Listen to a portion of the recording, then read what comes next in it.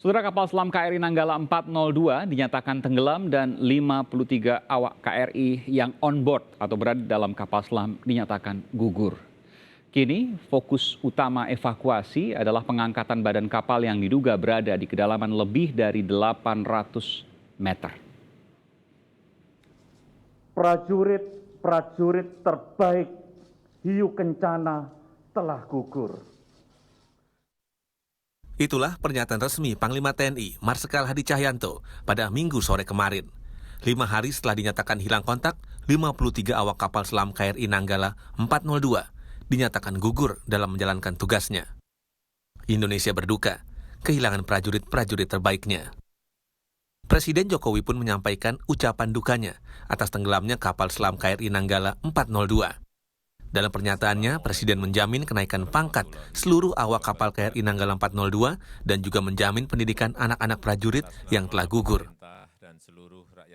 Negara akan memberikan penghargaan kenaikan pangkat 1 tingkat lebih tinggi serta bintang jasa Jalasena atas dedikasi pengabdian serta pengorbanan prajurit terbaik tersebut. Pemerintah juga akan menjamin pendidikan putra-putri dari keluarga prajurit KRI Nanggala 402 hingga jenjang pendidikan S1. Setelah dinyatakan tenggelam, fokus saat ini adalah upaya pengangkatan badan kapal selam. Dari hasil sonar dan citra bawah air KRI Rigel dan ROV, kapal MV Swift Rescue milik Singapura, ditemukan sejumlah bukti otentik keberadaan KRI Nanggala 402 di kedalaman 830 sampai 850 meter di bawah permukaan laut. Terlihat KRI Nanggala 402 tenggelam menjadi 3 bagian. Diperoleh citra yang telah dikonfirmasi sebagai bagian dari KRI Nanggala 402 meliputi kemudi vertikal belakang, jangkar, bagian luar badan tekan, kemudi selam timbul, bagian kapal yang lain termasuk baju keselamatan awak kapal MK11. Berdasarkan bukti-bukti otentik tersebut, dapat dinyatakan bahwa KRI Nanggala 402 telah tenggelam dan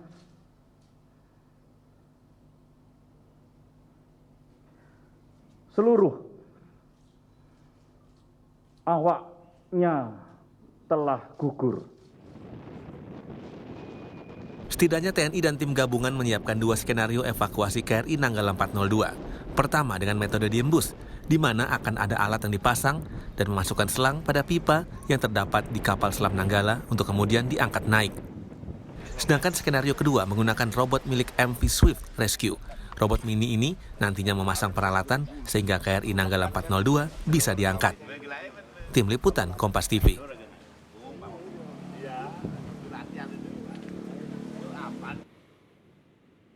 Saudara, TNI Angkatan Laut berencana untuk mengangkat badan kapal selam KRI Nanggala 402 yang berhasil ditemukan di kedalaman 838 meter. Lewat bantuan International Submarine Escape and Rescue Liaison Office, ISMERLO. Apa alasannya? Sejauh mana upaya ini bisa terwujud dan seperti apa kondisi perairan utara Pulau Bali? Untuk menjawabnya kami akan berbincang dengan pengamat militer Andi Wijayanto serta ahli pengelolaan pesisir dan perlindungan bencana dari Kelompok Keilmuan Hidrografi Institut Teknologi Bandung ITB, Wiwin Windu Pranata. Selamat malam Bapak-Bapak. Selamat malam. Iya, saya ke Mas Wiwin dulu. Mas Wiwin, ini tentu bukan pekerjaan yang ringan. Mengangkat benda di 838 meter di bawah permukaan laut. Termasuk juga kemungkinan, mungkin juga mengangkat, saya harus menanyakan soal ini, kemungkinan jenazah yang masih tersimpan di dalam kapal selam tersebut? Ya, baik, terima kasih. Dengan kedalaman yang sampai 800 meter, sebetulnya masalah utama di sini adalah tekanan ya. Kalau kita bicara tekanan di laut, pada saat kita turun 10 meter, kita akan memperoleh tekanan sebesar 1 atmosfer dibandingkan dengan tekanan pada saat di permukaan. Sehingga kita memperoleh tekanan 2 kali lipat dibandingkan di permukaan. Bisa dibayangkan pada kedalaman 800 meter, berarti tekanan yang diperoleh oleh seseorang jika dia berada di kedalaman tersebut itu adalah 80 kali lipat dari pada saat mereka berada di permukaan. Jadi sebetulnya kalau kita bicara jasad, kalau dia terlepas dari badan kapal selamnya itu tentu sudah mungkin kemungkinan besar sudah rusak. Oke, jadi mungkin kecuali kalau masih di dalam selubung yang kedap begitu ya? Betul. Oke, tapi kalau terpapar dengan air laut maka kemungkinan sudah rusak. Ya, kira-kira seperti itu karena tekanannya yang sangat tinggi. 80 kali lipat dari permukaan itu maksudnya permukaan dasar air ya, laut maksudnya? Jadi kalau kita berada di permukaan laut, kita akan memperoleh tekanan sebesar 1 atmosfer. Dan lokasi tenggelamnya kapal selam Nanggala 402 ini berada di perairan utara Bali, itu dengan kedalaman tadi sampai 800 meter, dan tekanan yang diterima oleh seseorang pada saat dia menyelam di kedalaman 800 meter itu adalah 80 kali lipat dibandingkan sedang pada saat di permukaan. Iya. Kalau untuk menyelam paling dalam itu berapa meter? Dengan menggunakan scuba dive itu kedalaman rekomendasi terdalam itu adalah sekitar 50 meter. Dan kalau lebih dalam dari itu harus yang sudah berpengalaman dan itu pun paling dalam hanya sekitar 100 meter. 100 meter, baik. Meskipun juga saya punya catatan, kita punya pengalaman ya, dunia maksud saya. Di antaranya adalah kapal selam Rusia yang jatuh di Samudra Pasifik dengan kedalaman 4.800 meter. Mungkin ada catatan dari sini, Mas Uwid?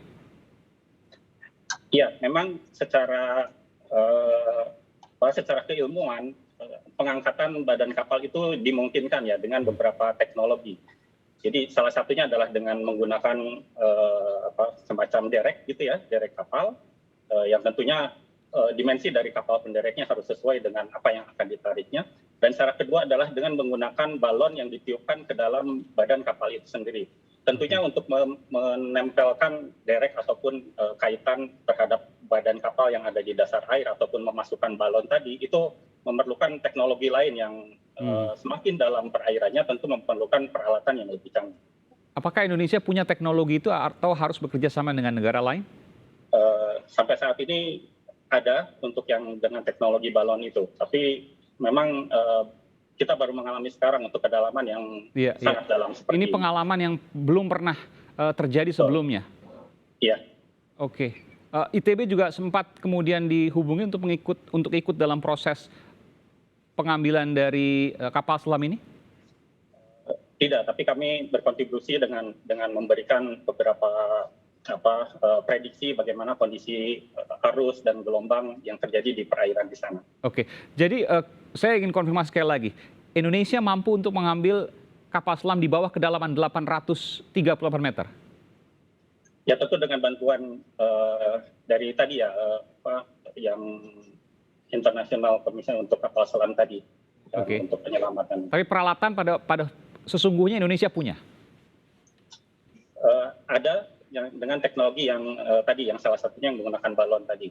Hanya untuk menurunkan ROV tadi ya, itu juga sudah bisa sampai kedalaman 800 untuk menempatkannya. Oke, baik. Artinya memang masih tanda tanya nih, bisa atau tidak. Karena belum pernah kemudian dilakukan. Saya ke Mas Andi Wijayanto. Mas Andi, kita tahu bahwa kapal selam ini adalah alutsista yang bersifat intelijen, yang kemudian tidak boleh diketahui secara luas oleh pihak luar, meskipun kita juga membeli dari pihak luar. Apa yang bisa Anda sampaikan terkait dengan tenggelamnya satu kapal selam dari, koreksi kalau saya salah, ada 5 kapal selam yang kita miliki? Ya, ini kapal selam kedua yang kita punya setelah Cakra 401, Nanggala 402. Ini dua tipe yang sama, 209 1300 buatan HDW Jerman yang sama-sama sudah diretrofit di Galangan Daewoo Korea Selatan. Ya, kesulitan utama yang sekarang dihadapi oleh Indonesia, oleh TNI AL untuk melakukan evakuasi fisik badan kapal selam dan juga jenazah dari awak kapal selam adalah yang pertama tentunya kendala geografis kedalaman air, dan yang kedua memang secara militer kita tidak memiliki kemampuan untuk melakukan emergency rescue kapal selam. Di Asia Pasifik ini hanya beberapa negara yang memiliki kemampuan submarine emergency and rescue. Itu ada ya Amerika Serikat, ada Australia, Korea Selatan, Jepang, dan Singapura. Indonesia tidak memiliki submarine emergency rescue itu, sehingga kemudian kita mengaktifkan notifikasi kedaruratan tentang hilang dan tenggelamnya kapal selam itu ke organisasi Dismerlo. Nah, disitulah kita berharap akan ada titik terang untuk mengatasi kendala teknis untuk melakukan evakuasi badan dan jenazah awak kapal selam. Iya, meskipun juga bayangannya tentu tidak akan sebentar ya, pasti akan butuh waktu yang cukup lama. Kita ingat misalnya untuk ukuran CVR dan DVR untuk pesawat di Adam Air ya di perairan Sulawesi itu butuh waktu sekitar 8 bulan kemudian untuk mengangkat di kedalaman 2000 meter. Ini yang lebih besar, jauh lebih besar ketimbang CVR dan DVR kotak hitam itu, untuk kemudian diangkat. Tentu ini hal yang luar biasa yang belum pernah dilakukan sebelumnya di Indonesia. Betul Mas Andi ya? Iya, sudah menjadi kewajiban dari TNI untuk semua operasi militer, apakah latihan ataupun tempur, itu sebisa mungkin semua prajurit pulang kembali ke pangkalan. Ya, kalau ada yang gugur, ya sebisa mungkin jenazah dari prajurit diserah terimakan ke keluarga, lalu dimakamkan dengan penghormatan penuh militer.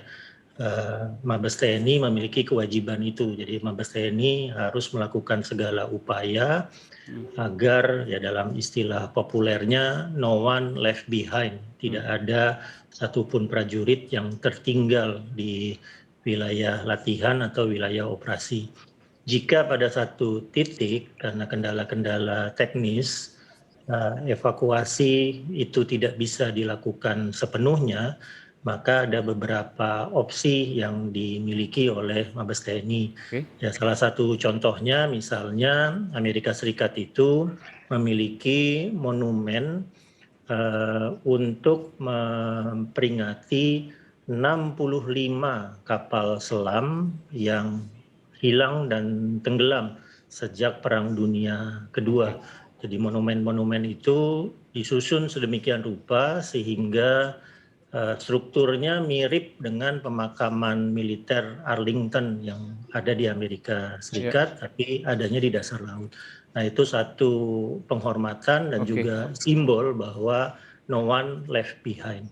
Jadi monumen itu, saya mau diulangi, monumen itu dibangun di tengah laut dan di dasar laut?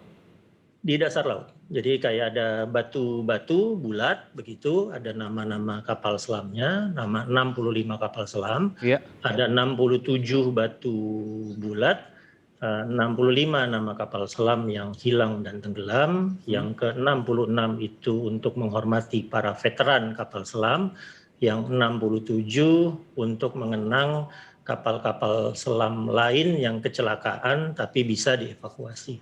Oke. Dan ini tentu, dan nama monumennya adalah On Eternal Patrol, patroli abadi. Sebelum nanti saya akan bicara soal itu ke sana, saya ingin bicara apakah kemudian benar bahwa Indonesia seharusnya memiliki kapal selam lebih banyak untuk perbandingan dengan Singapura misalnya, negara dengan wilayah luas yang jauh lebih kecil dari Indonesia, memiliki 20 kapal selam. Benarkah itu? Saya akan kembali saat lagi, tetaplah bersama kami di Sapa Indonesia Malam.